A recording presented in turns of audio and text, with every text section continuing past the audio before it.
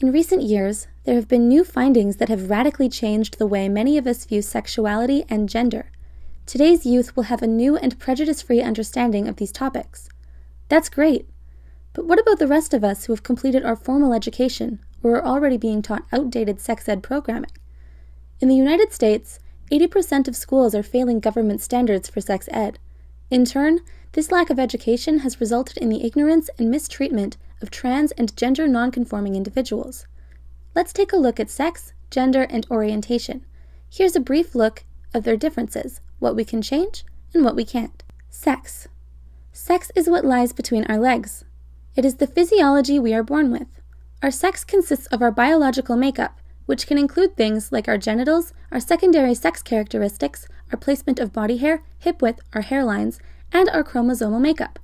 As you might know, your chromosomal makeup can determine sex characteristics that are typical of males or females. The problem with relying solely on science to determine someone's gender? Biology can be tricky. Having male or female typical chromosomes doesn't always lead to the secondary sex characteristics typical to that sex. People with male typical XY chromosomal combinations may actually exhibit female characteristics instead. This contrast between makeup and characteristics is what many call intersex. Intersex individuals often do not fit typical definitions of male or female bodies. Gender. Gender is a construct. I know we've all heard this before. We hear people say it all the time, but what does it actually mean? Well, it means gender is what we make it out to be. Our genders consist of two things. The first is our gender identity.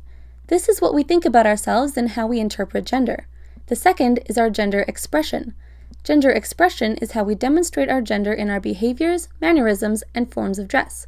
Gender also consists of the societal expectations and stereotypes we place on people. We often base these expectations off of their sex characteristics. You may have heard of some of these typical stereotypes. Pink for girls, blue for boys. Action figures versus dolls. Long hair versus buzz cuts. Women must be feminine while men must be masculine. This is not to discredit or disrespect any girly girls or manly men out there. Many of us feel comfortable in our expected genders, and that's perfectly okay. But of course, there are a number of people who don't want to adhere to every norm. Different people view and express their gender differently. There are some people who do not identify with the gender role the world has given them, and so they identify as another. These are transgender people. There are also people who prefer to have both or neither of the traditional man-woman gender titles. These are non-binary or genderqueer people. Orientation. Orientation is about who we like. Orientation is about the sex-gender combination, or lack thereof, that we are most attracted to. Most people are heterosexual. They are attracted to people of the opposite gender. Homosexual people are attracted to those of the same gender. Bisexual people are attracted to people of both genders. Some people couldn't care less about gender. To some, it's all about the appeal of masculine or feminine energy. Some people are pansexual. This means that they are capable of falling for someone regardless of their sex or gender presentation. A lot of people seem to think this one's a choice, but we all just feel what we feel. Our urges are innate and made subconsciously. The only choice anyone has about who they fall for is the choice to pursue them or not. Please remember, these definitions are brief and sexuality is vast and complicated. Some of this is obvious to many of you, but considering the statistics we have on sex education today, a lot of us may benefit from this information. If you'd like to see more on this topic, you can view the full article using the link below.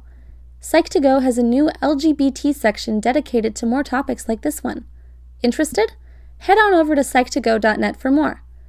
Do you have any opinions of your own about sex, gender, and orientation? Is there a video you would like to see Psych2Go make? Let us know in the comments below. Remember to subscribe to Psych2Go for more updates on more content.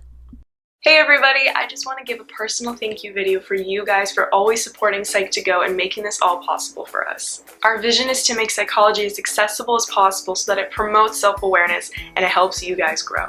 However, we want to make more content for you guys and would love your support in buying one of these bracelets from our partner, Introvert Palace. Check out the bracelet, it's pretty cool, and it even includes Pluto. The link to purchase will all be in the description below, and I hope you guys have an amazing day. Bye!